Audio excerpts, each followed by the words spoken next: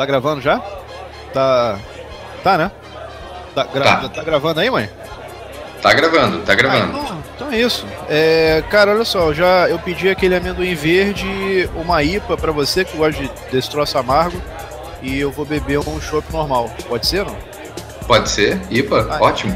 Então é isso. Então eu vou fazer a introdução só pra ficar um negócio mais certinho, né?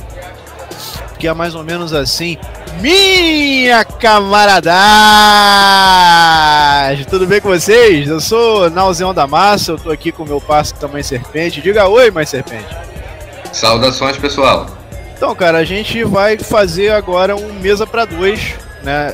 Já tem um tempinho que a gente não faz mesa, mas enfim, pra você que tá chegando de paraquedas na Falange agora, mesa nada mais é do que um papo de boteco, inclusive acontecendo no meu boteco, o Bar do Náusea, aqui na esquina dimensional número 5, onde às quartas-feiras rola a quarta freestyle, que eu toco o melhor do freestyle de Miami, principalmente Stevie B, né? Então enquanto tá rolando a sonzeira aqui, a gente vai comendo, beliscando alguma coisa e trocando uma ideia sobre qualquer assunto de cultura pop, né? Esse é o Mesa.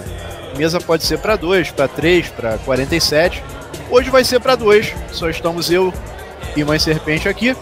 E a gente vai falar, cara, sobre lendas urbanas, sobre histórias de terror, aquelas paradas que as pessoas ficam espalhando para botar medo e tal.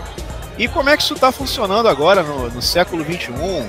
E a gente vai começar falando de uma lenda que eu acho que é a mais conhecida, né, cara? Que é o Slenderman. É o mais conhecido mesmo, mãe? O que você acha, cara? O Slenderman é tão conhecido que ele é considerado a primeira grande lenda urbana da internet. É mesmo, cara? Sim, sim. Ele é conhecido justamente por quem estuda cultura pop como a primeira grande lenda urbana da internet, e até hoje nenhuma outra lenda urbana desbancou o peso que Slenderman teve pra cultura pop. Eu acho engraçado do Slenderman que é o seguinte, cara.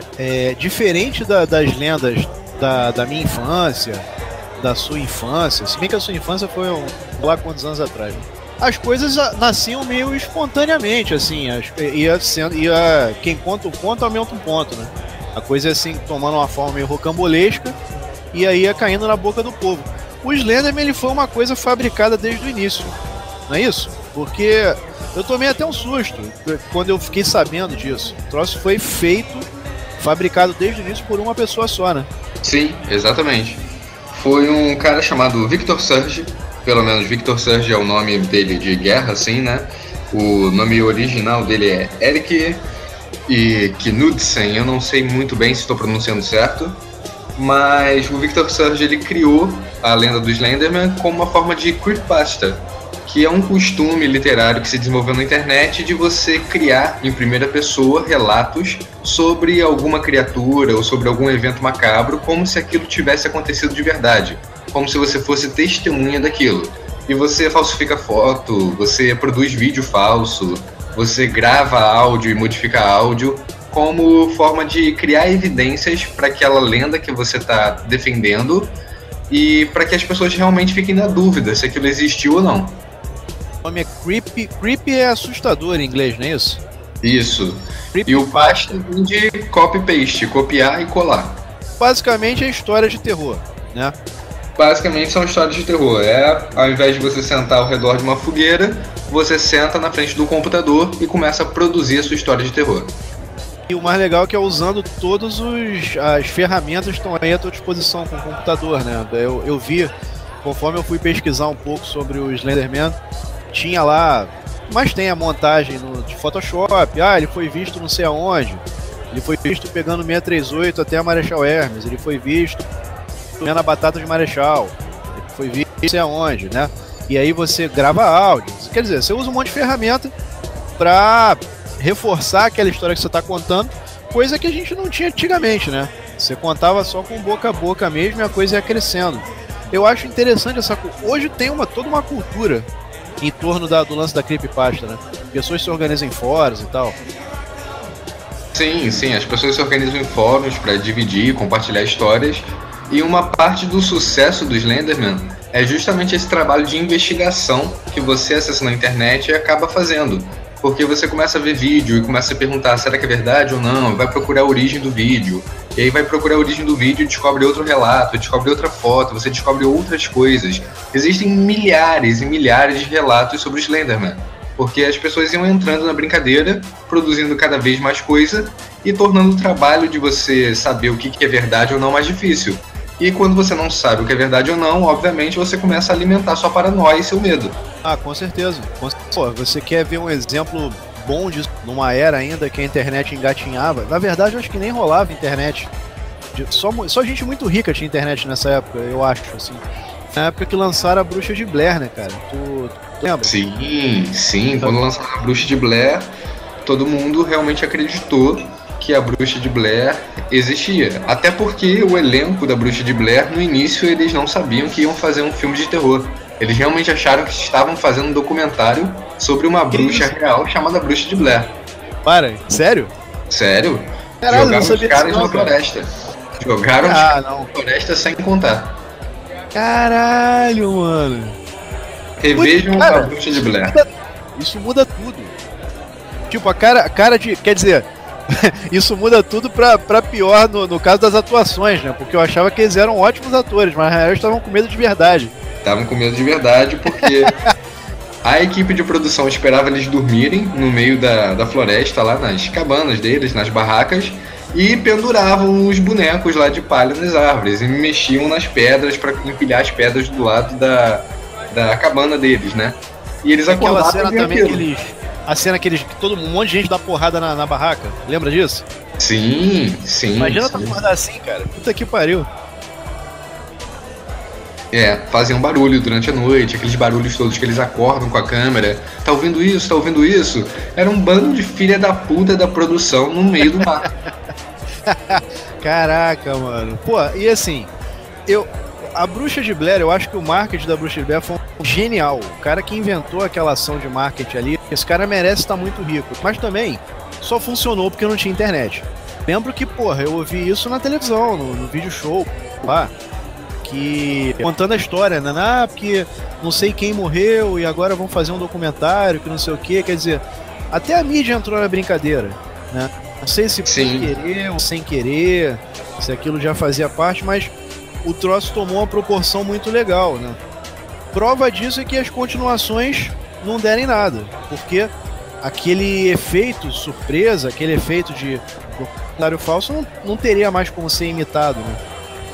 Sim, isso é uma coisa muito interessante de notar, porque antes dessa era de internet, quando a gente podia utilizar a internet para investigar os mitos, a mídia tradicional, o jornalismo tradicional, ele se ocupava em grande parte também dessas lendas e desses mitos.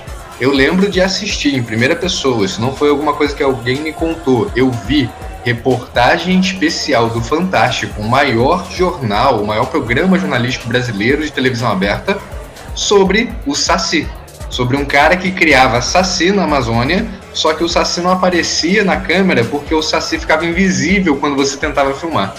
Cara, eu lembro disso também. E pior que é na Globo, né? Se fosse no SBT, você nem se espantava muito.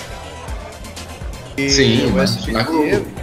Pois é. Pô, eu lembro do Aqui Agora também. O Aqui Agora, pra você que nasceu no século XXI, o Aqui Agora era um programa policial, tipo o programa do Datena, tá ligado? Você que tá ouvindo. Só que se valia também de lendas urbanas, de coisas sem muito fundamento, de fake news, que hoje a gente chama de fake news. E ia alimentando ali. Aí tinha o lance da casa maldita, que quem morasse lá acabava morrendo. E tinha o lance do... Eles reviveram o mito do bebê diabo uma vez. A gente vai falar disso mais pra frente, mas... Aí o Aqui Agora, volta e meia, falava disso. E o Silvio Santos, pô, é um canalha, né, cara? É um brincalhão. Ele falava... Eu lembro no show de Calouros, por exemplo, ele ficava anunciando o homem que vira peixe, oi! E aí o homem que vira peixe não vinha nunca, você ficava assistindo o show de Calouros. Aí lá no final do programa, um pouco antes de começar a sessão das 10, que era a sessão de filme lá, vinha um cara com um peixe na frigideira, ele ia lá, rufava uns tambores, ele ia lá e virava o peixe na frigideira e ia embora. Quer dizer, o homem que vira peixe. É, 1 minuto de silêncio agora com essa piada. 1 minuto de silêncio. Mas, cara, coisas do SBT, né, cara? Coisas do SBT. Essa é a epítome do espírito de tiozão, né? Pois é, cara. Pois é. Não há, assim, se hoje eu sou esse tiozão feliz e sarado, eu devo isso à minha infância, assim, SBTista, cara. Porque SBT forma caráter, né, cara? Eu já falei isso algumas vezes na Falange, mas, porra, nenhum outro canal de TV na galáxia teria a moral de fazer um programa infantil chamado Hora do Capeta, irmão. Só o SBT é capaz disso. Só o SBT. Então, porra, o SBT é meu guia e eu irei protegê-lo. Ele e Silvio Santos, lá no céu. O que a gente tá falando? Volta pro Slenderman, volta pro Slenderman. Ah, eu falo Slenderman, cara, é mais fácil. Você fica falando Slenderman. Chama logo de Homens Guio, que é a tradução mais aproximada aí. Homens Guia é muito escroto também, podia ser o Magrelo. O Magrelo em exibição nos melhores cinemas.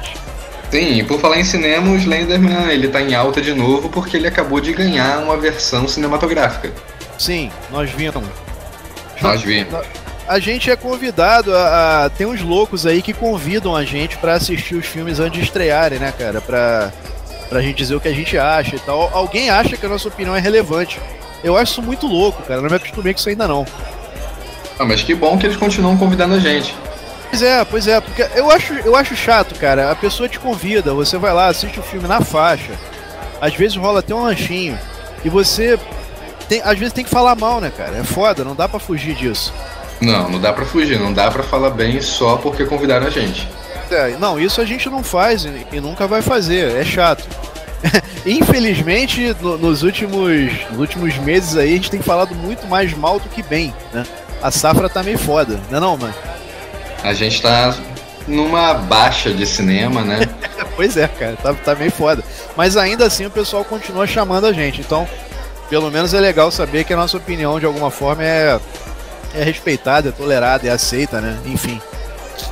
Cara, deixa eu te perguntar uma parada do seguinte, o negócio no início pode, assim, as pessoas meio que levavam a sério, que acreditavam e tal, eu acho, tinha aquela coisa de boato mesmo, como era antigamente. Você acha que hoje, assim, eu tive vendo esses fóruns e tal, todo que acessa essas paradas tem plena consciência de que aquilo ali é tudo mentira, né? Entra pra entrar na brincadeira mesmo, contra tal.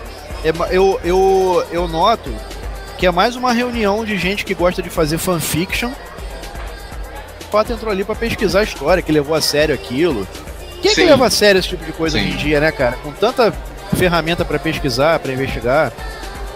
Ninguém leva muito a sério, até porque boa parte das creepypastas são muito mal feitas. São muito mal escritas, é justamente a galera compartilhando fanfic, e você sabe que fanfic, existe fanfic boa, mas o grande universo de fanfic não é de boa qualidade. O mesmo acontece lá nas creepypasta. E o Slenderman, eu acho que ele ganhou uma notoriedade justamente porque ele conseguiu ultrapassar esses fóruns. Ele foi algo tão bem feito ali no início, ele foi algo tão bem manipulado ali no início, que a galera entrou tanto na brincadeira que aquilo ganhou um volume tamanho que não se limitou aos fóruns. Todo mundo começou a compartilhar em rede social, e aí quando vai para rede social você não sabe da origem, você começa a desconfiar, e começou a ter reportagem especial justamente sobre o fenômeno, e isso acabou vazando para outros tipos de mídia. Por exemplo, Minecraft, um dos jogos mais jogados no mundo. Em 2011, Minecraft introduziu o personagem Enderman, que era uma homenagem ao Slenderman. E isso foi até um dos elementos que chegou aqui no Brasil com um pouco mais de força.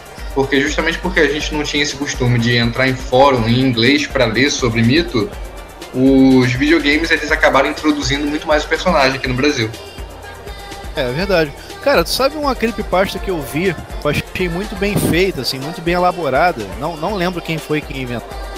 Mas era sobre um suposto programa de TV dos Estados Unidos, infantil, chamado Candle Cove. Que é tipo... Sim. Qual é a tradução dessa porra agora? É Enseada da Vela, provavelmente. Enseada da Vela. Que era um programa de piratas. Era de fantoches, né, de espuma e tal. E se passava num ambiente ali que era tipo uma praia, com navios piratas e tal, esqueletos e tudo mais. E, porra, as pessoas que inventaram essa história foram muito gênio também. Eles começaram a entrar em fóruns de, assim, lembranças da infância, né? Pessoas que relembravam coisas da infância de 20, 30 anos atrás. E ali ficaram falando, o desenho do Pica-Pau, não sei o que lá. E eles se organizaram para entrar no fórum e falar sobre esse programa que na verdade não existia. Pô, eu lembro do Kendall Cove, cara. Ele passava numa TV pública da cidade X e tal. Passava todo dia de manhã na hora tal. E era assim, assim, assado. E aí uma outra pessoa, que já era combinado, respondia: cara, eu lembro disso também. Tinha o personagem X, tinha o personagem Y, e não sei o que. E aquela porra foi crescendo, né? E aí passaram uns meses, uma terceira pessoa chegou com uma gravação em VHS que ela tinha feito do programa. E aí botou lá, e o programa era todo bizarro, assim, parecia um negócio meio hipnótico, um negócio meio macabro, assim, para programa infantil, né? E aí aquela coisa foi se alimentando até que uma outra pessoa falou que cara, eu conversei com a minha mãe e ela comentou isso comigo: você todo dia de manhã, esse horário, você virava pra mim e falava: mãe, agora eu vou assistir Kendall Cove. E ficava sentado de frente pra televisão, dando chuvisco, 2 horas, sem se mexer. Sabe? Aí, esse era o plot twist da parada, né? Na verdade, o programa não existia. E era alguma coisa macabra, demoníaca, ou sei lá o que, né? Só que isso me chamou, essa história do Kendall Cove me chamou tanta atenção. Organizado por 4, 5 pessoas diferentes. E muito bem feito, cara. O cara perdeu tempo de fazer essa tal gravação que ele tinha guardado em casa, com efeito de VHS. Ele fez fantoche, sabe? Tudo pra sustentar aquela história ali. E o troço, até certo ponto, é mais elaborado que o Slenderman no início, né? E não vingou tanto. Sim. Mas eu acho que o Slenderman também... Pô, o Slenderman tem um design vencedor, né, cara? Bem que ele lembra o Estranho Mundo de Jack lá. Mas é um personagem legal, assim, né? Esse lance do magrinho, com terno, preto e branco, eu acho que funciona bem também, né? Ele é muito icônico, né, esse personagem. Sim, a questão lá dos tentáculos também, tem uma coisa ali meio Lovecraft, ele se inspira em Lovecraft, né? Que é um dos grandes ícones do horror lá com o Cthulhu. E acaba que isso pega no imaginário. E eu acho que o sucesso dele, por exemplo, é maior do que um Kendall Cove da vida, porque o Kendall Cove, ele brinca um pouquinho com a nostalgia, com a sua memória, das pessoas tentarem lembrar se aquilo realmente existiu ou não, se já tinha visto ou não o programa. E muita gente realmente não vai lembrar porque aquilo não existiu. Muita gente vai criar memória falsa porque, eu acho que eu já vi alguma coisa igual. Só que o Slenderman, ele não depende disso, né? Então acho que ele tem um pouco mais de liberdade de se espalhar. É por aí, eu acho que é por aí também. Olha só, a primeira vez que o Slenderman na internet foi mais ou menos em que ano, cara? Foi em 2009. E aí depois disso, a primeira coisa que fizeram fora desse ambiente foi jogo, né? Já rolou jogo, né? Sim. Já rolou uma série no YouTube também, baseada no Slenderman, mas foi uma série de vídeos que começaram a produzir justamente como se fosse fitas encontradas de pessoas gravando Slenderman. É uma série que ainda está ativa no YouTube. E depois teve o Enderman lá no Minecraft. E em 2012 criaram um jogo gratuito, assim, bem simples, que era chamado Slenderman The 8 Pages, ou Slenderman as 8 páginas. Sendo que esse jogo fez tanto sucesso, atraiu tanta gente, que a galera conseguiu dinheiro suficiente para transformar essa demo, digamos assim, em um jogo completo em 2013. Que foi o Slenderman The Arrival, a chegada. E esse jogo chegou com muita força aqui no Brasil, em 2012, depois em 2013. Foram jogos que chegaram com muita força, porque são jogos que eles estavam ali no início desse nicho de horror que você não tem arma. Você estava acostumado com um jogo de horror que você tem arma. Você vai jogar Resident Evil, um jogo de horror, mas você pode atirar. Silent Hill, você pode atirar. Alone in the Dark, você pode atirar. E ali o Slenderman, você tinha uma lanterna. E tava perdido na floresta. Acabou. Se vira. Porra. Qual é o botão de ficar em posição fetal? Porra. E olha só, tipo Five Nights at Freddy's também, né? Sim. Ele veio depois? Ele veio depois, o Five Nights at Freddy's. Mas esse Slenderman surgiu mais ou menos ali na época um pouco depois do Amnésia, que foi o primeiro jogo que fez sucesso com essa mecânica de te colocar num castelo cheio de monstro e você não tem arma, foge. Esse tipo de jogo dá mó nervoso, cara. Dá outra cerveja aí, não? Porra, Tá acabando, vamos pedir mais uma. Cara, vê isso. Querer IPA mesmo? IPA. Mais um show, mais uma IPA. Cara, perdi o fio. Vamos falar do filme, né, cara? Então, assim, chegou a ter, parece que teve um assassinato, uma tentativa de assassinato por causa do Slenderman, não teve uma porra dessa? Sim, teve alguns casos, assim, de pessoas que acabaram se envolvendo demais com a lenda, mas o caso que ficou mais famoso aconteceu em 2014. Ele ficou muito famoso porque ele envolveu 3 meninas de 12 anos de idade. E o caso aconteceu nos Estados Unidos. Só pra variar, né, cara? Só pra variar. Foi lá nos Estados Unidos, 2 meninas de 12 anos de idade que tinham visto muita coisa sobre o Slenderman, estavam lá fascinados pelo Slenderman, chamaram uma coleguinha do colégio pro meio da floresta e esfaquearam a menina. Várias vezes. Porque, teoricamente, aquilo seria um tributo que eles estariam fazendo pra entidade lá do Slenderman. E isso acabou dando uma repercussão muito negativa, porque começaram aquela velha discussão de que a culpa é do mito do Slenderman, tem que proibir esse tipo de mito, e ninguém nunca pensa que a culpa também é dos pais que deixaram 2 meninas de 12 anos ficar na internet vendo vídeo de horror que seria direcionado para um público de mais de 18 anos. Porra, primeiro que eu com 12 anos, eu fico entrando nesses fóruns, eu acho que eu nem cagava à noite mais, eu nunca mais entrar no banheiro, nem de dia. Segundo que, porra, pelo amor de Deus. E também como é que tu vai proibir alguma coisa na internet, cara?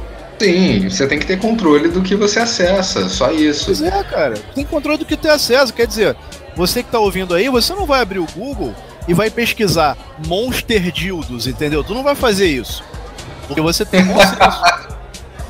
Tem bom senso, tu não vai fazer isso. Você não vai procurar Blue Muffin. Muffin, eu não vou procurar mesmo. Eu não sei nem do que se trata. Então, assim, pelo amor de Deus, né? Tem que ter um pouco de bom senso. E esse tipo de coisa louca sempre acontece nos Estados Unidos, né, cara?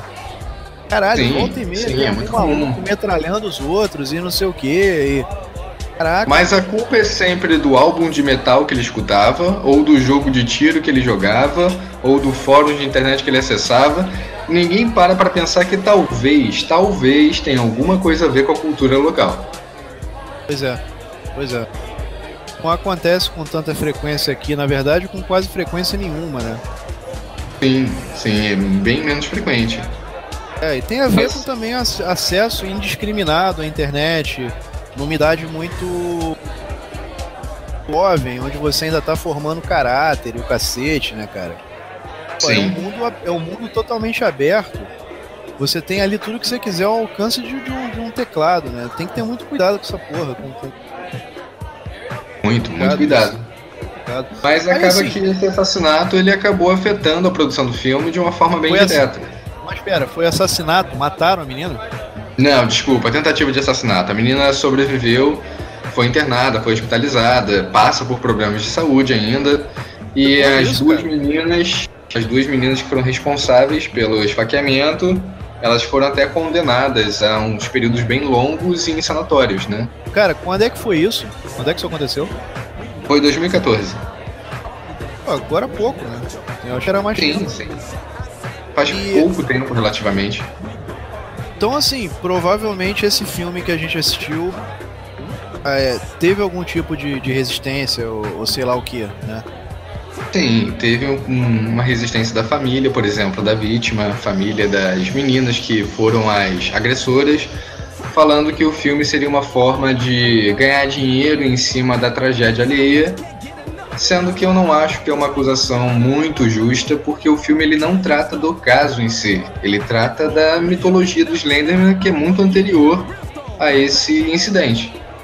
Nesse caso, não, eu concordo. O filme não tem nada a ver com isso, com essa situação. Não tem personagens parecidas, não tem porra nenhuma.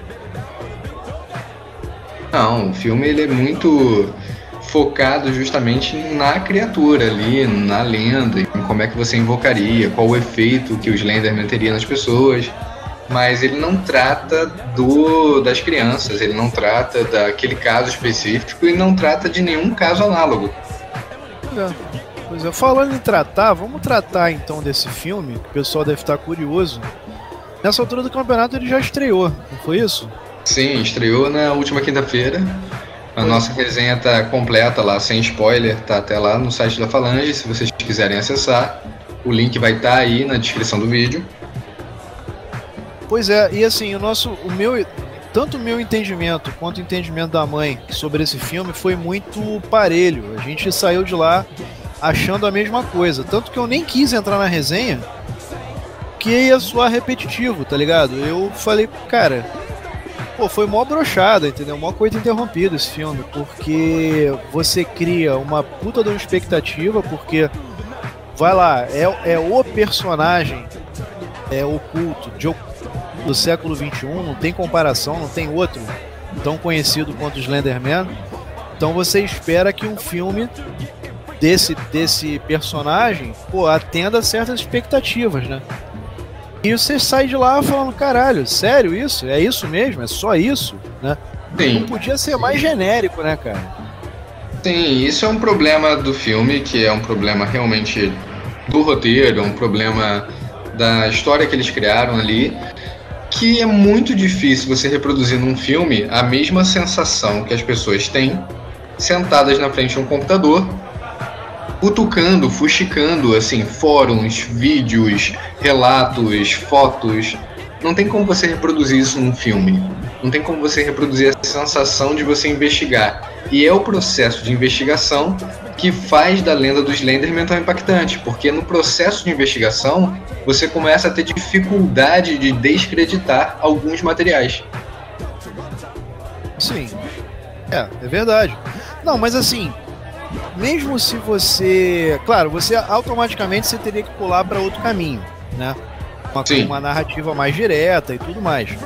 O problema pra mim é que a gente sabe que o filme teve uma porrada de corte. Eu vou até deixar você falar disso com mais propriedade.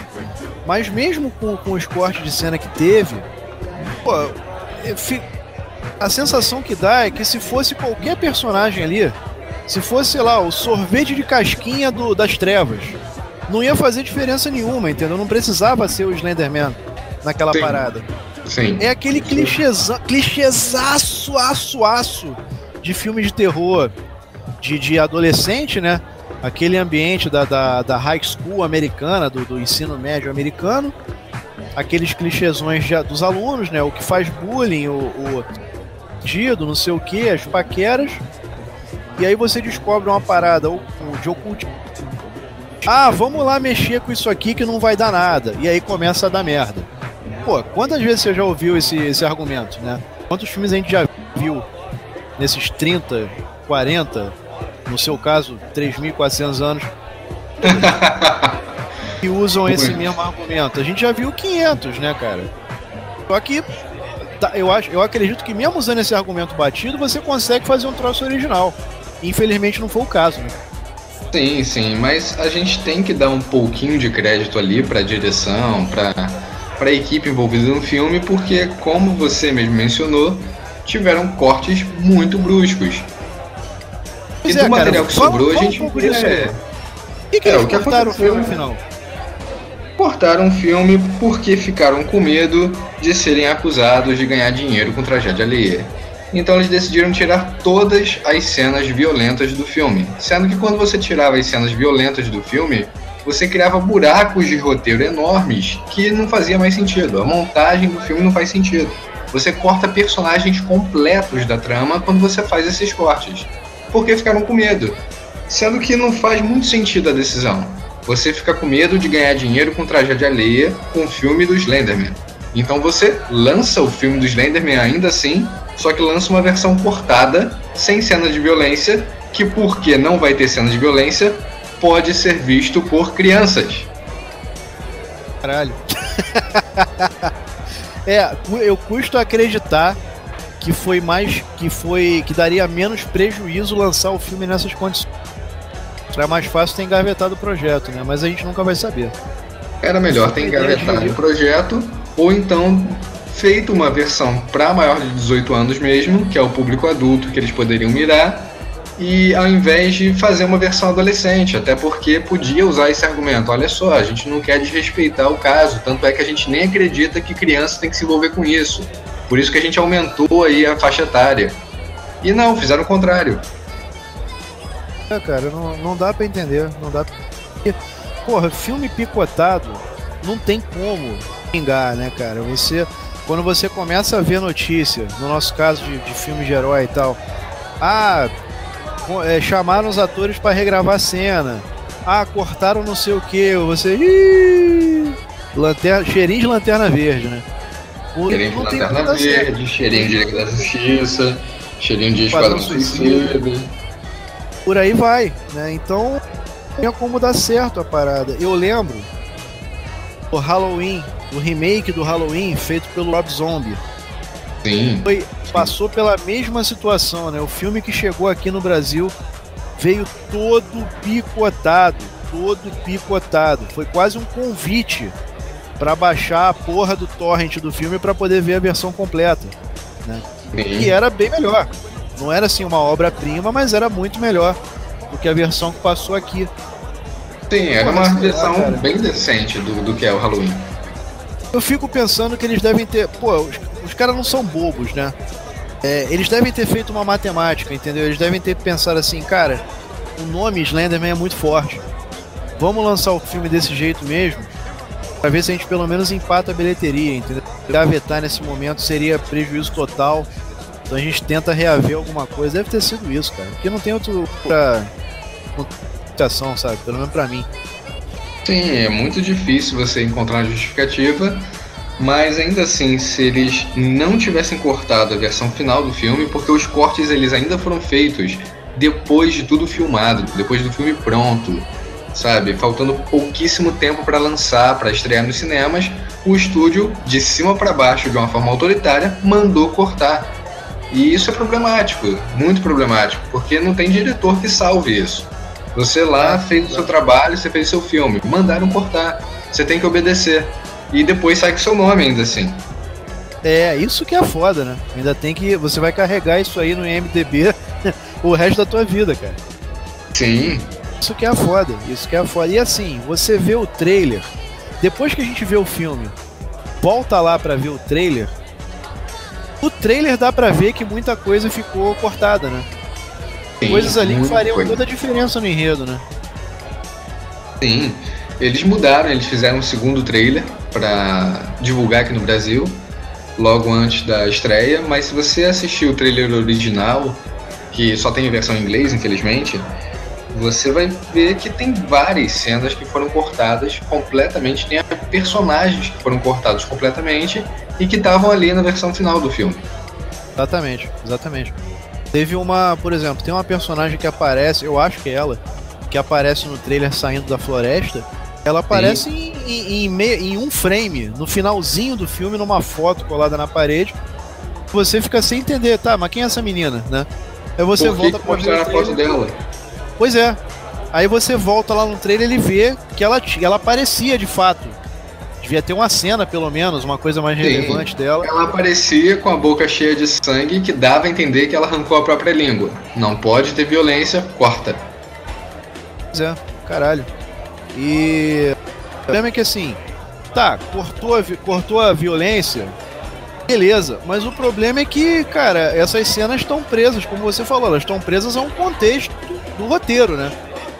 Sim. E não é simplesmente tirar a cena, ela não tá completamente isolada, né? Pelo menos eu espero, porque o bom diretor não coloca as cenas isoladas como se fosse uma coisa de retalho. Ele amarra tudo ali no fio de história.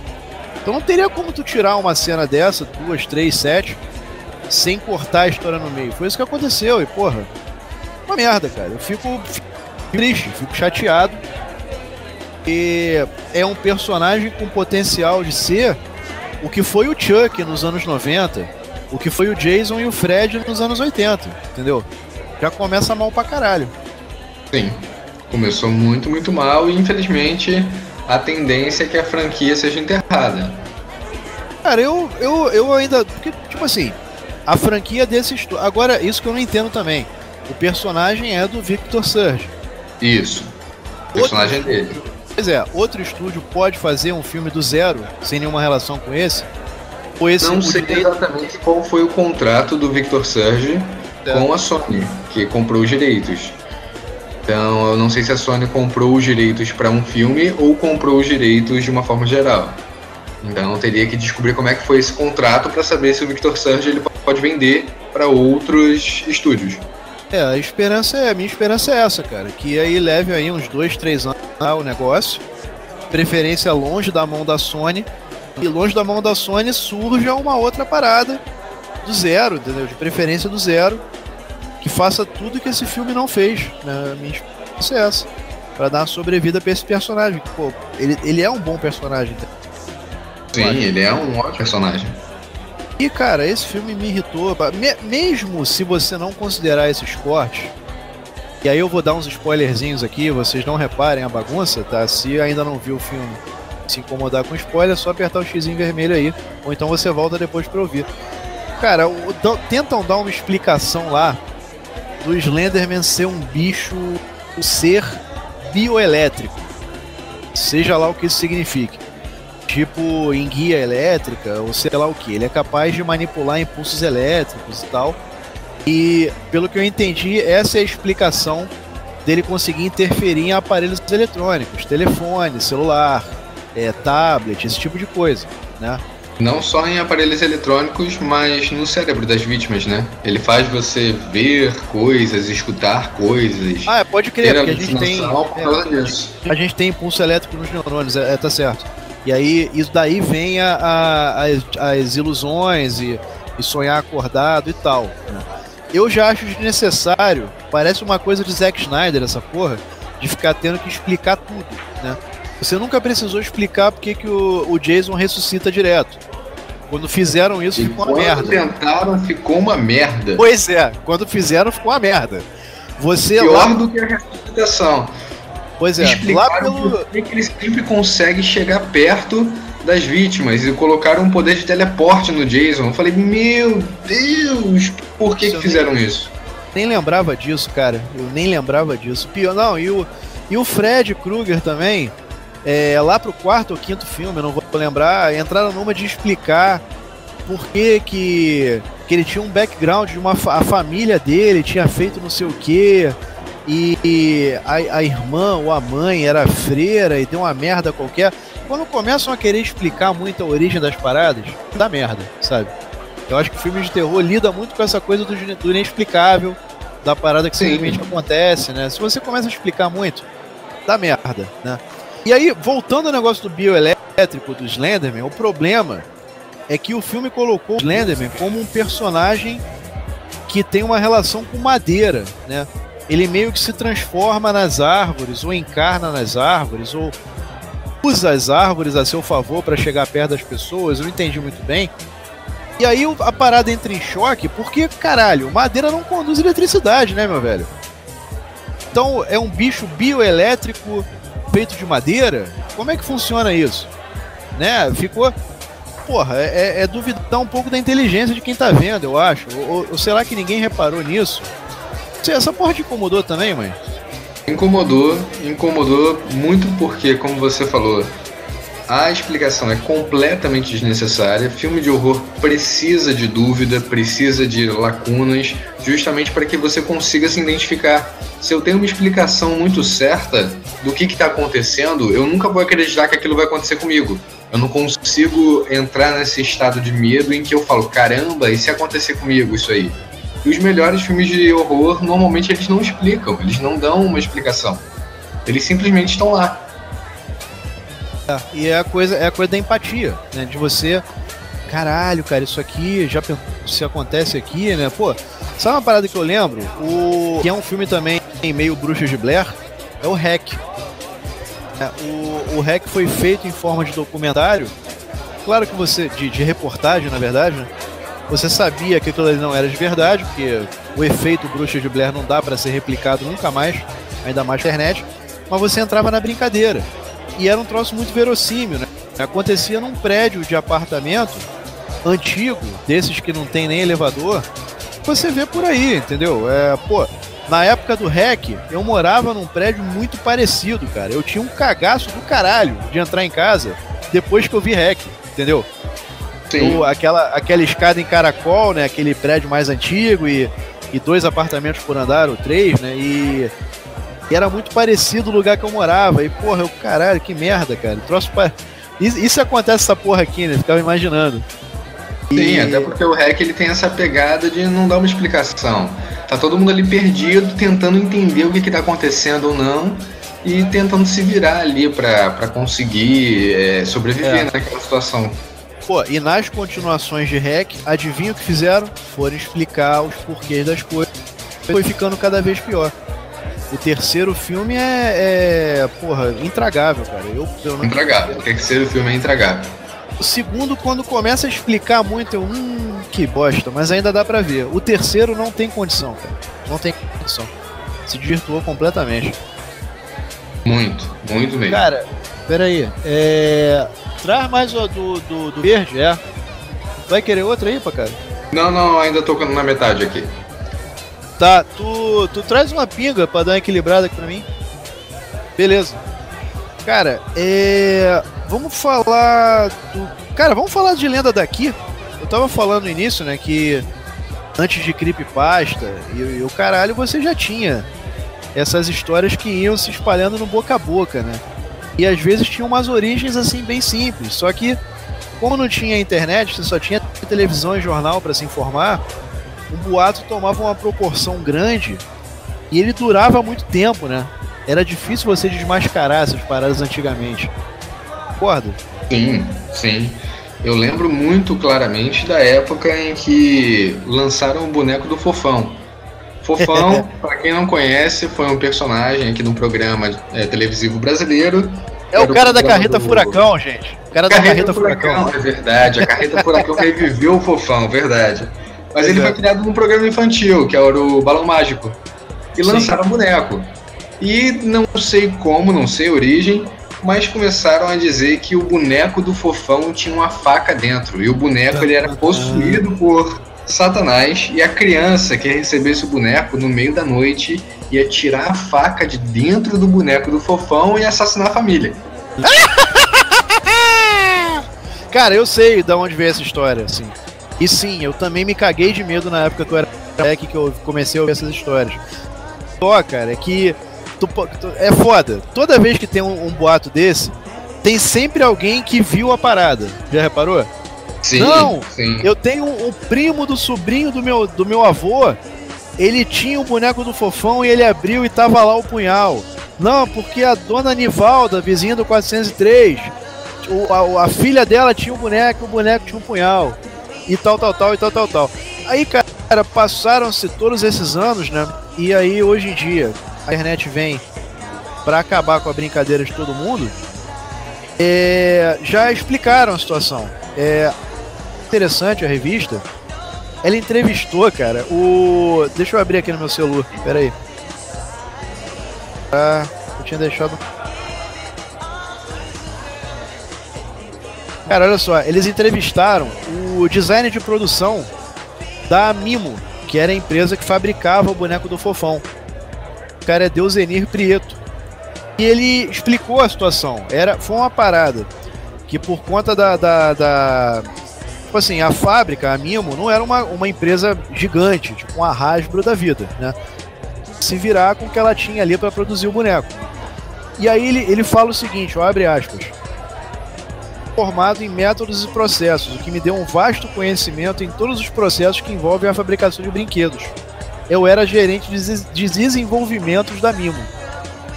E aí, ele fala o seguinte, na época, não tínhamos um enchimento em fibra de poliéster como hoje. Então enchíamos com microferas de isopor. Pô, tu deve lembrar disso. Os bichinhos de pelúcia, entre aspas, antigamente, né? Era cheio de bolinha de isopor pequenininha. Lembra disso, cara? Sim, que quando estourava aquilo vazava, sujava a casa toda. Você ficava 3 meses e ainda achava a bolinha de isopor. Pois é, estourou o bichinho e já era. Você ia ficar achando bolinha de isopor até a sua 3ª geração em casa. Eram umas bolinhas, você que tá ouvindo, pra você situar, era tipo cabeça de alfinete, entendeu? E os bichinhos eram preenchidos com essas bolinhas de isopor. Aí, continuando aqui, ele fala: como esse material, a bolinha de isopor, não nos dava estabilidade no boneco, ele ficava todo molenga, precisei desenvolver uma estrutura em que se fixava a cabeça e posteriormente a introduzia no corpo, com o boneco já envasado com as microesferas. Para facilitar o processo, essa estrutura tinha uma forma alongada, o que se assemelhava a uma adaga, mas ela não era pontiaguda nem cortante. Quer dizer, essa parada, de fato, tinha um negócio dentro do fofão, um negócio comprido, fino, e que fazia às vezes da coluna do boneco. Senão ele não tinha firmeza no tronco, né? A criança não ia conseguir deixar o brinquedo sentado, por exemplo, que a cabeça ia pesar para frente e o ficar sempre todo molengo. Então ele inventou esse lance, que era tipo uma coluna cervical do fofão, né? Só que aí, porra, de repente abriram o boneco, viram aquele troço e aí começaram a espalhar que era uma faca, que era uma adaga, que não sei o que, né? E foi isso. Pronto, acabei de desmistificar uma grande lenda dos anos 80 no Brasil. Sabia dessa, mãe? Não. E tem gente que fala que beber cerveja no bar não rende nada. Pô, rende pra caralho. O quê? Rende sim. Não, se bem que assim, na época, tudo era demônio, né? Tudo era pacto com o diabo. Tadinha, eu fico com pena da Xuxa, cara. A Xuxa saiu uns anos da carreira dela com essa porra de pacto com o diabo, né? Sim, a Xuxa tem várias lendas urbanas associadas. Tem a boneca da Xuxa, que era uma boneca que falava com as crianças no meio da noite, mandava matar a família. Sim, não, e quer saber? Sabe quem fabricou essa boneca também? A mesma empresa do Fofão, a Mimo. Pois é a maldição da Mimo, cara. Nossa, mas a Xuxa também teve o disco dela, né? Que você tocava ao contrário e tinha uma mensagem pra Satanás. Sim, não, deixa eu falar primeiro da boneca, que é o seguinte, teve várias versões da boneca da Xuxa, né? Essa boneca da lenda foi a primeira, feita pela Mimo. Ela era grande, ela devia ter... Já tinha 1 metro de altura, ou um pouquinho mais de 1 metro. Ela era toda comprida. E assim, esse próprio cara, o Deusenir Preto, ele fala um pouco disso nessa entrevista aqui. Ele fala que esse boato surgiu numa rádio. Às vezes, rádio era grande disseminadora de notícia, de boato, né? As pessoas, até a década de 80, o rádio era muito presente no dia a dia de todo mundo, né? Já não é tanto assim. A rádio ainda era muito presente, então locutor falava uma parada, virava fato. Eu sou nascido e criado em Madureira. Eu lembro que nas rádios começaram a falar que o shopping de Madureira ia cair, cara. Que erro na estrutura lá, que o shopping ia cair. Essa porra durou anos lá. O shopping vai cair, o shopping vai cair. Aí até que um tempo depois esqueceram disso. Mas tinha um poder do cacete. E ele diz que provavelmente esse lance da boneca da Xuxa matou uma criança ou arranhou uma criança, surgiu uma rádio no Nordeste, que a coisa foi se espalhando, né? Também é o seguinte, né, cara? Nego não admite que ninguém faça sucesso. Eu acho que essa porra da Xuxa ter um pacto com o diabo, eu acho que veio um pouco daí também, tá ligado? Tipo assim, ela fez muito sucesso. Foi a primeira... porque nos anos 80 começou esse formato de programa infantil. Concorda ou sem corda? Sim, concordo. Foi nessa época aí que surgiu esse formato de programa infantil que a Xuxa fazia, depois a Angélica e a Mara. Eu falei um pouco disso, inclusive, o Falange relembra da Rede Manchete. Você aí que tá ouvindo, joga lá no campo de busca ou no... Falange relembra Rede Manchete. Você vai ver a minha matéria lá. E esse formato era novo. Esse formato acabou criando estrela pop, né? Que é uma coisa que não existia muito no Brasil antes disso. Antes disso, tu teve a turma da Jovem Guarda. Roberto, Erasmo, Vanderleia, que eram estrelas pop, que eram coisa que transcendia a música. Você tinha brinquedo licenciado, tinha filme, tinha o caralho, né? Mas isso foi na década de 60. Você pulou 2 décadas aí até voltar a ter uma estrela pop que fosse além do programa de TV, né? E a Xuxa era isso. E a televisão era uma coisa muito mais massificada nos anos 80. Então ela tava na televisão todo santo dia e fazendo comercial e produto licenciado, não sei o que. Eu acho que as pessoas ficavam assim, não é possível que ela faça tanto sucesso assim do nada, ela tem que ter alguma explicação. Então a explicação lógica é que ela tinha um pacto com o Cramunhão, com o Sete Pele, com aquele que não se diz o nome. A minha teoria é essa, cara. Eu acho que a gente também tem uma tendência aqui no Brasil de toda vez que alguma coisa faz muito sucesso, associar com o demônio. Quando o Pokémon começou a ter um desenho de sucesso no Brasil, Pokémon virou alvo de acusações de ser demônio. Aí tinha o Yu-Gi-Oh! Fazendo sucesso no Brasil, era do demônio. Magic do demônio, RPG do demônio, videogame do demônio. Porra, o demônio é foda mesmo, empreendedor, cara. O cara é foda. Homem de negócios. Pois é, o cara diversifica mesmo, o cara é show, cara. E assim, o lance do Pokémon, Magic e Yu-Gi-Oh! Já tem a parada de certos grupos religiosos, né? O lance da Xuxa, cara, eu acho que foi mais orgânico, tá ligado? Não teve grupos organizados em torno daquilo, assim, foi uma coisa muito mais orgânica. E, agora, o Tom Jobim uma vez falou isso, né? Pô, fazer sucesso no Brasil é ofensa, né? E ele não tava errado, não. Eu acho que essa coisa de falar, a Xuxa faz sucesso aqui sim porque ela tem um pacto com o diabo. Isso aí é uma forma das pessoas meio que aceitarem o sucesso da outra, sabe? Botando alguma dessa. Mas a melhor lenda urbana da Xuxa pra mim é do disco, que você tocava ao contrário, tinha uma mensagem satânica, porque ela também tem uma origem explicada. E ela tem uma origem explicada que eu acho sensacional. A música dela falava: eu fiz um X no seu coração. X, ao contrário, se escreve six. Six é 6 em inglês. 666 é o número da besta, como Iron Maiden pode confirmar. Cara, essa marquei um X, mãe. Marquei um X. Marquei um X no seu coração. Aí ao contrário, né? O X do carioca, que ela não é carioca, mas ela se tornou, pegou o sotaque. O X ficava six. Aí eles falavam que era o número do Cramunhão. Então, cara, essa explicação é a mais sensacional. Não, a gente tá gravando aqui, meu amor. Essa explicação é a mais sensacional. A do 666XXX. Nada vai superar isso, cara. Nada vai superar. Não, mas tinha, além do Marquinhos X, tinha outras também. Essa parada começou antes, eu acho. O Marquinhos X, se eu não me engano, é do terceiro disco. Terceiro ou segundo, agora eu não vou lembrar. Depois a gente... Mas desde o primeiro já tinha essa porra. Que é uma coisa herdada ainda dos anos 70, né? Se tocar o vinil ao contrário, você vai ouvir uma mensagem subliminar. Porra, claro, você vai tocar uma música ao contrário, e você que não sabe nem o que é vinil direito, eu vou te ajudar aqui. Hoje, você não vai conseguir tocar um CD ao contrário. Você consegue tocar um MP3 ao contrário baixando um aplicativo. Pra você tocar um disco de vinil ao contrário era muito simples, era físico. Era só você botar o dedo no disco e fazer ele rodar ao contrário. Então qualquer um conseguia fazer isso em casa, na sua vitrola, tá ligado? Você que tá ouvindo aí. Então, e você ouvia um monte de cacofonia, né? Umas coisas assim.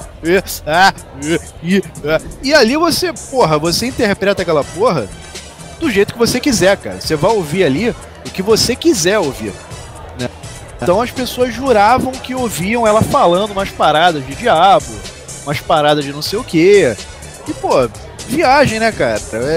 Diego já fazia isso com o disco dos Beatles, dos Stones, do Raul Seixas aqui no Brasil. Sempre teve essa palhaçada, né, de mensagem subliminar em disco ao contrário, né? Sim, sempre teve.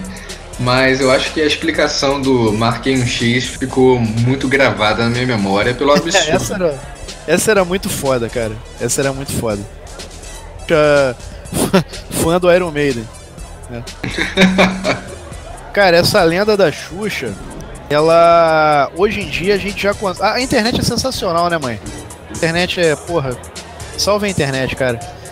A gente já consegue rastrear a origem do lance da boneca da Xuxa, né? a lenda que começou a se espalhar a boneca tinha agredido uma criança, arranhado uma criança em Sorocaba, interior do estado de São Paulo. E aí é o seguinte, peraí, deixa eu... O brinquedo teria atacado e ferido uma criança enquanto dormia na periferia de Sorocaba. Ó, a notícia se alastrou de forma rápida. Uma multidão foi à igreja de Sorocaba, a matriz, né, a catedral, em 9 de novembro de 89, para encontrar a tal altura da agressão. Por que isso? Porque foi se espalhando o boato de que, a boneca da Xuxa tinha agredido uma menina. Aí 2, já aumentaram dizendo que a boneca na verdade tinha matado a menina, na unhada, né, de madrugada. E 3, a mãe da menina tinha levado essa boneca pra igreja de Sorocaba e lá o pároco da igreja tinha acorrentado a boneca para exorcizar a bicha, né? E aí essa porra se espalhou de um jeito que foi uma multidão pra porta da igreja pra ver a tal da boneca. E o cara teve que... o pároco lá da igreja é o Monsenhor Mauro Valini. Ele era pároco da matriz em 89, ele teve que fechar a porta da igreja, chamar a polícia pra tentar convencer as pessoas de que nada daquilo era verdade. Olha que viagem, cara. Olha que viagem. Viagem completa. Pois é. Aí depois disso, pô, pra você ver, cara, um boato, no boca a boca, tinha o poder de mobilizar uma pequena multidão pra ir fisicamente no local pra ver se a parada era verdadeira. Hoje em dia tu não vê mais isso, sabe? Tu não vê mais isso. Eu espero, pelo menos. Tomara. Pois é. E depois disso foram criando várias versões paralelas da história, né? Tinha uma outra que eu tinha um gibi dessa história que eu vou contar agora, que era uma mãe que estava desempregada e a filha era muito fã do programa da Xuxa, porque queria a boneca da Xuxa e pororó. Até que a mãe chegou uma vez puta da vida, falou: então vai pedir pro diabo. Aí no dia seguinte a menina aparece em casa com a boneca da Xuxa, do nada, sem explicação. A mãe perguntava pra menina de onde veio essa boneca, ela dizia: eu não sei. E aí passaram-se os dias, a boneca acabou matando a menina, né? Essa foi uma segunda versão da história, que foi a que eu mais ouvi, assim. E ela ficou tão popular que chegou a virar gibi. Teve uma época ali nos anos 80 que uma editora, que eu não lembro o nome, fazia vários gibis de história de terror negro e tudo mais. E eu lembro que eu tive contato com um desses gibis de coletâneas de terror. Uma das histórias da coletânea era justamente a da boneca da Xuxa. Claro que eles não usavam o nome da Xuxa, senão um processinho ia visitar eles, mas dava pra reconhecer dava para reconhecer a história, assim, era... Cara, e isso criou uma comoção na época, né, cara? Não tinha uma pessoa que não se cagasse de medo da boneca da Xuxa. Eu sei de gente que tem medo de boneca até hoje por causa dessas histórias, tanto do combo, né, Xuxa e Fofão, que foi mais ou menos na mesma época. E sendo que as pessoas não lembram do seguinte também, né, mãe? Essa história foi em 89. Brinquedo Assassino, se eu não me engano, tinha sido lançado um pouco antes, cara. O primeiro filme do Brinquedo Assassino. Se eu não me engano foi em 86, o primeiro. Então, 3 anos antes, né? 89, a situação da boneca da Xuxa em Sorocaba foi em 89. Então, porra, 3 anos, deu tempo do filme sair em vídeo, deu tempo do filme passar na televisão, porque antigamente, gente... Tô conferindo aqui na internet que sempre dá uma olhada aí. Não fala merda, e foi em 88. 88, né? Foi isso, porque eu tô com a aba aberta aqui no meu dessa história da Xuxa. Cara, por aí você vê, antigamente, para um filme passar no cinema, entre o filme passar no cinema, chegar a passar na TV, era mais ou menos isso aí, 3 anos. Vocês têm uma noção de como é que era antigamente. Pra sair na locadora de vídeo, mais ou menos uns 2 anos, aí 1 ano e meio, se a gente desse sorte, né? Então deu tempo dessa história do boneco que matava a gente se tornar popular no Brasil. Então alguém resolveu adaptar a história do Brinquedo Assassino, do Chuck, pro boneco da Xuxa. Então as paradas não surgem do nada também, sabe? Aqui a gente tá fazendo um papel de detetivão, né? Mas hoje em dia você olhando... Cultura popular é um negócio fantástico, cultura popular é um negócio maravilhoso, porque a gente vai ressignificando essas coisas de grande cultura pop, né, para pequena cultura pop. Eu lembro até hoje de um cordel maravilhoso que eu tive acesso uma vez, que se chamava Lampião contra o Predador. Porra, isso é sensacional. Tinha que fazer filme dessa. Imagina, cara. Tinha que fazer filme.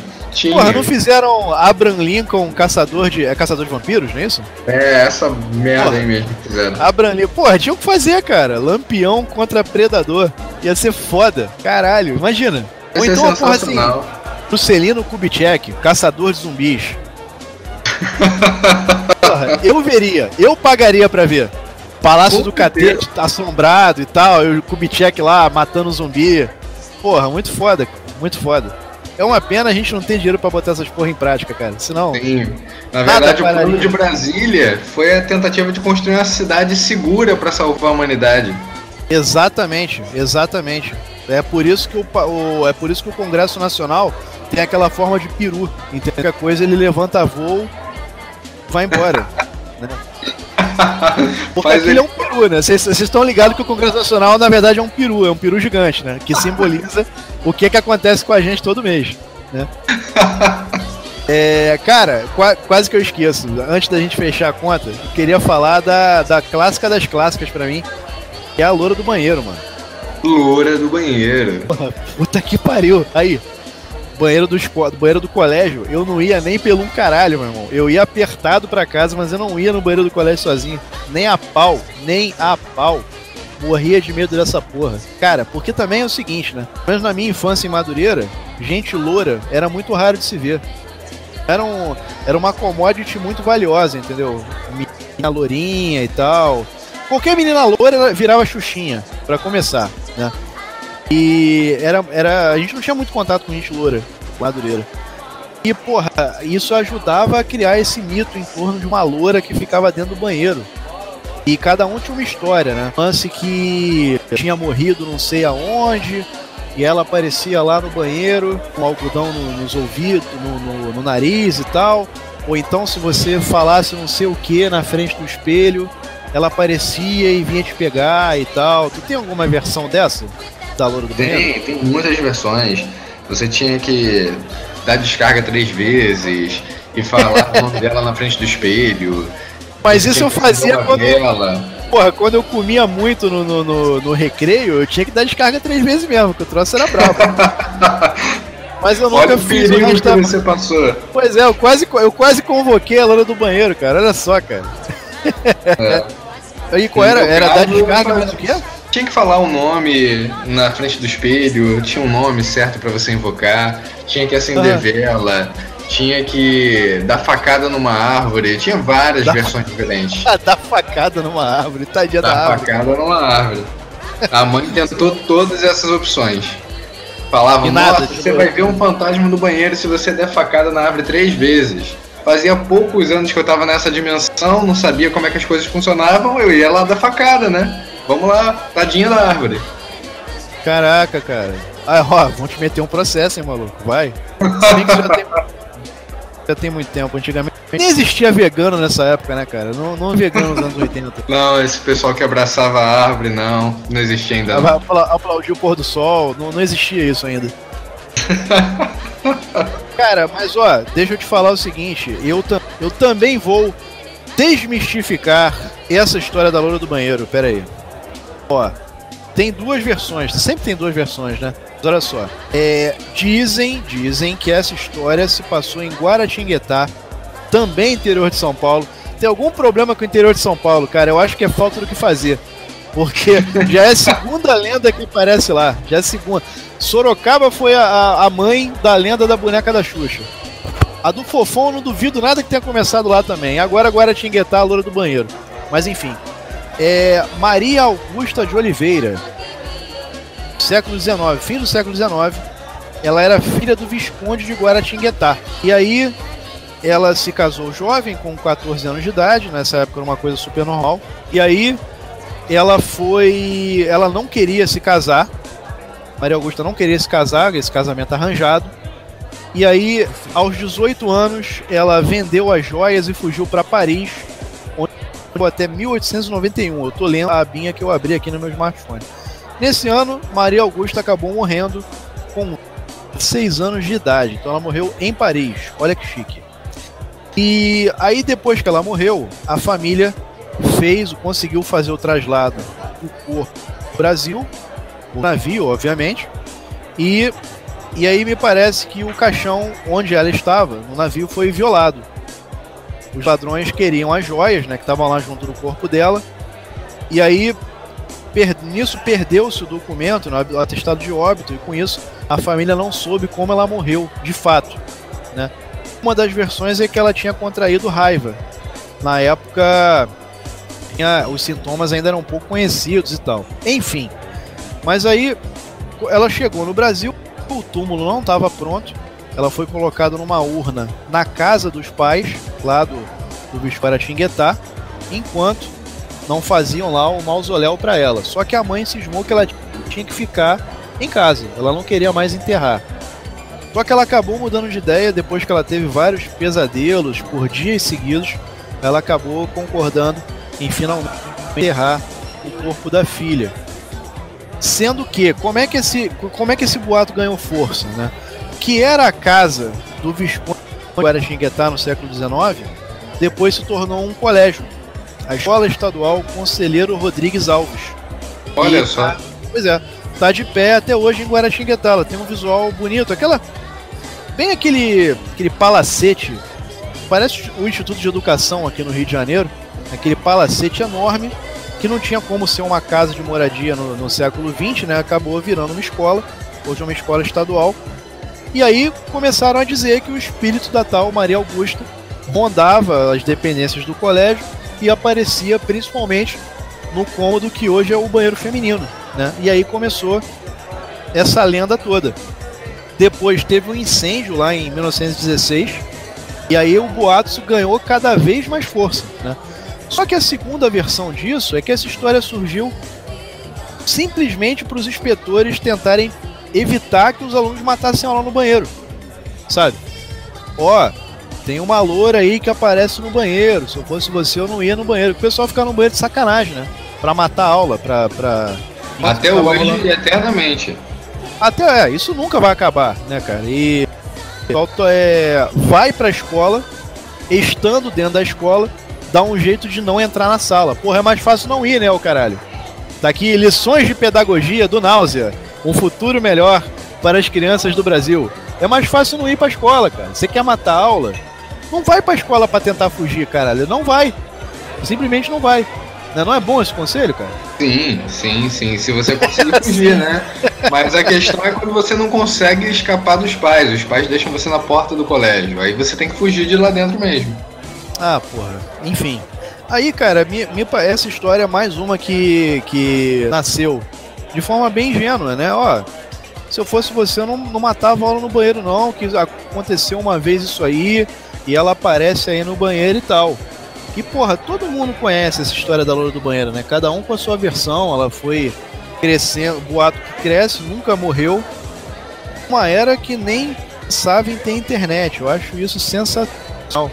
Inclusive, podia ter filme, podia ter um monte de coisa, mas não tem, né? Não tem. Isso é bem interessante porque a gente tem uma riqueza de lendas, de mitos, de figuras folclóricas tão grande que a gente podia apropriar mais aqui, né? A gente podia aproveitar mais. Ó, você vê, a gente tem aquela parada da mesa não sei como é que aquela tábua, né, que tem números e letras e você bota ali uma marcação e a tábua vai se mexendo sozinha conforme você pergunta, né? A tábua de Ouija. Isso. Ouija, né? Aqui a gente não teve isso, mas tem a brincadeira do copo ou a brincadeira do compasso, que na minha época de colégio era o que mais se fazia lá. Que você botava lá, fazia um papel com letras e números e tal, botava um compasso com aquela ponta de metal apoiada no papel, com a outra, com a ponta do dedo, você apoiava o compasso em pé e a ponta e a perna que tivesse solta, né, ia girando para formar frases conforme você perguntava. Sabe lá quem é que respondia essas frases, né? Sempre tinha aqueles que empurrava, sempre. Não, assim, o compasso mas muita gente se cagava de medo disso, cara. Muita gente se cagava de medo disso. Qualquer coisinha que acontecesse, né? Uma porta que batesse, um vento que soprasse, ali pronto. É a brincadeira do compasso. E essa eu não sei como começou aqui. Eu não sei se outras partes do mundo também fazem esse lance do compasso, ou se é uma coisa nossa. Se o copo é mais parecido com o Ouija, né? Com a mesa de Ouija. O compasso não sei de onde surgiu essa. Eu acho que é uma versão escolar da mesa de Ouija, porque o copo, por exemplo, você consegue em casa. Dentro do colégio não tem um acesso a um copo muito facilitado. Então começaram a usar o compasso para isso. Faz sentido. É a versão escolar, né? Porque é difícil conseguir copo no colégio, né? O compasso estava ali. Isso. Faz sentido, cara. Mas esse assunto todo de lendas, eu acho que o que a gente consegue levar adiante é que sempre tem novas lendas, sempre tem novos mitos, sempre tem novas histórias, porque humanos são curiosos por natureza. A gente quer descobrir tudo que existe no mundo, a gente quer descobrir tudo que não entende, a gente quer brincar com o oculto, com o sobrenatural, na esperança de encontrar alguma coisa que fuja daquela compreensão que a gente tem da realidade. Verdade. Cara, eu não posso, cara, quase que eu esqueci, antes de fechar a conta, eu não posso deixar de falar disso. A última lenda urbana aqui do Rio de Janeiro, pelo menos, porra, quem é carioca, quem tem na faixa dos 30, vai lembrar dessa porra. A história do diabo que brotou no baile funk, cara. Tá ligado nessa história, mãe? Não, essa eu não tô recordando. Pelo menos, cara, por enquanto. Todo mundo que viveu o baile funk, o movimento funk nos anos 90, lembra dessa história. Todo mundo conhece alguém que tava lá, e volta e meia aparece alguém pra dizer que tava lá. Não, eu tava lá, eu vi e tal. Tinha uma montagem, cara, que o refrão era: incorporado é o diabo, incorporado é o diabo. E aí, depois eu toco aqui pra encerrar, eu boto pra tocar. E aí criou-se um boato de que no baile funk, aí cada um falava que era um lugar, né? Tinha gente que falava que foi na Chatuba da Penha, tinha gente que falava que foi no Country de Jacarepaguá, tinha gente que falava que foi no Melo. Cara, cada um falava um negócio, que tocando essa montagem, o lado B de um lado, o lado A de um outro, abriu uma cratera no meio da quadra e apareceu o diabo e no meio da música, e aí o nego começou a gingar pro diabo e tal, e não sei o que, e pronto. Eu não sei como é que terminou a história, ninguém fala como é que terminou. Eu sei que o diabo apareceu no baile funk no meio dessa música, entendeu? Isso reclama foi agora no interior de São Paulo, reclama? Pois é, né? Tinha que ter uma aqui pra contrabalançar, mas porra, vamos combinar que essa lenda é muito mais maneira que a loura do banheiro. Porra. Muito. O diabo muito mais legal. No meio do baile funk, tocou a montagem. O diabo funkeiro. O diabo funkeiro, cara. Diabo funkeiro, cara. Brotou no baile funk no country, cara. No meio da montagem lá, incorporado, ele brotou, né? Abriu uma cratera na quadra, ele brotou. De bermudão da Ciclone, provavelmente, e boné da Charlotte. Bordão de prata, óculos escuros. Isso, e boné da Charlotte pra trás, bermudão da Ciclone e Mizuno arco-íris no pé, que era a onda da época. Cara, isso foi nos meio dos anos 90 já, meio pro final dos anos 90. Então pra você ver, porra, já tinha internet, mas de uma forma muito... E você via um boato crescendo ali na tua frente e se disseminando. Não saiu do Rio, né? Ficou uma coisa muito restrita aqui, a cidade do Rio, beleza. Mas foi um boato novo que cresceu. Eu achei muito legal. E hoje em dia eu relembro disso com o maior carinho, entendeu? Um dia a gente faz um filme sobre isso. Um filme, vamos fazer. Produções Falange. Isso, Falange Produções, o Diabo do Baile Funk. Tem a história real da Loura do Banheiro. Tem Juscelino Kubitschek, Caçador de Zumbis. Pô, só blockbuster, cara. E Lampião versus Predador. E Lampião versus Predador, porra. Dá um universo compartilhado do caralho isso aí, cara. Com direito a crossover. Porra, os Vingadores. Olha só os Vingadores, nossa. O Diabo do Baile Funk, a Loura do Banheiro, Kubitschek e Lampião. Puta que pariu, meu irmão. A Marvel que se cuide. Pois é, todo mundo lutando contra a boneca da Xuxa. Cara, vamos fechar a conta, que eu tenho que voltar pra mesa de som. Vai lá, aproveita, passa lá na mesa de som e joga aí o hit do diabo. Sim, fecha aqui pra gente, cara. Meu mano, você que tá ouvindo aí, então é isso. Valeu por ter participado aqui da nossa resenha informal, comendo amendoim e tomando nosso chopp. Eu sou o Náusea e esse aqui é a Mãe Serpente. Fala tchau, Mãe Serpente, aí pra galera. Até logo, pessoal. Até a próxima. Fiquem com uma sonora e sibilante saudação. Cara, tu quer dar o serviço aí do site, quer passar as redes sociais, o cacete, que eu sempre esqueço, cara. Vai estar piscando aí na tela os nossos links para as redes sociais. É só curtir, é só seguir que você sempre vai receber em primeira mão tudo que a gente produz aqui na Falange. Cara, e é isso, é isso. Fiquem à vontade aí para fuçar os nossos arquivos, ouvirem os mesas anteriores. A gente tem o nosso podcast chamado FalangeCast, que é uma parada mais elaborada, geralmente com mais gente, e sonzinho editado, musiquinha e o caralho. Bem diferente do Mesa, que é uma parada feita no boteco, né? Mais informal. Se quiser dar uma checada, Falange trata de cultura pop em geral. Nerd é o caralho, geek é o meu pau. A gente não usa esse tipo de termo aqui. O negócio é cultura pop. O nome disso é cultura pop. Geek é o caralho, tá? Então, se você estiver interessado em cultura pop em geral, cola aqui na Falange, você vai se dar bem. Beijunda e até a próxima, galera.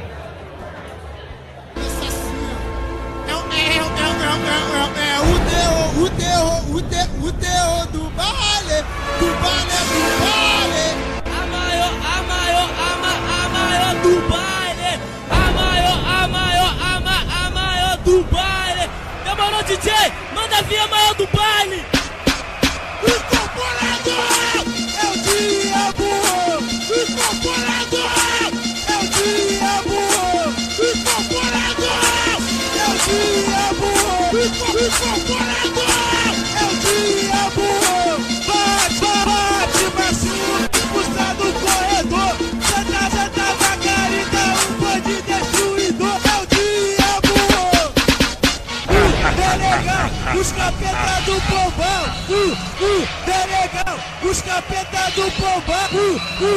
Delegão, os capeta do bombão. Delegão, os capeta do bombão. Incorporador é o diabo.